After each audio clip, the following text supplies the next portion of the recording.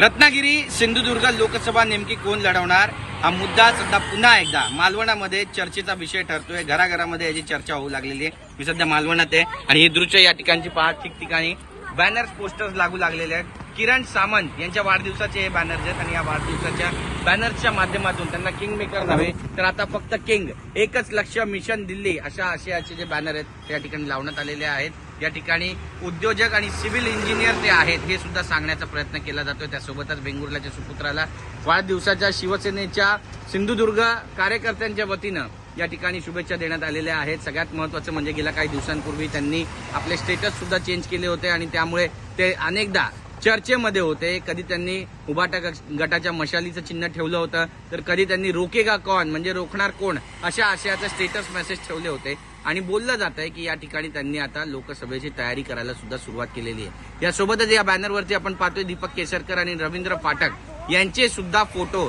या ठिकाणी स्पष्टपणे आपल्याला पाहायला मिळतात आणि हे फोटो जर पाहिले तर लक्षात येतं आपल्या की या ठिकाणी नेमका राजकीय वाद आता कसा असणार आहे हे पाहणं सुद्धा तितकंच महत्त्वाचं ठरणार आहे। एकीकडे आपण जर पाहिलं तर लोकसभेच्या जागा अजून ठरायच्या आहेत असं बोललं जात आहे, फॉर्म्युला ठरायचं आहे, तर दुसरीकडे आता किरण भैया सामंत जे उद्योगमंत्री उदय सामंत यांचे बंधू आहेत यांचे पोस्टर्स लागू लागलेले आहेत। त्यामुळे आता हा वाद शमणार आहे का आणि खरंच किरण सामंत इथून लोकसभेची तयारी करतात का, आताच्या घडीचा सगळ्यात मोठा मुद्दा आहे। कॅमेरा पर्सन योगेश गुरवचा, गिरीश गायकवाड, TV9 मराठी, मालवण।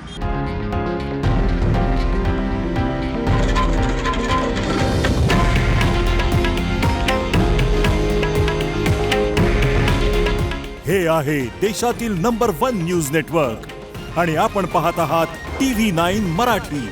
काळजी तुमची, हित महाराष्ट्राचं।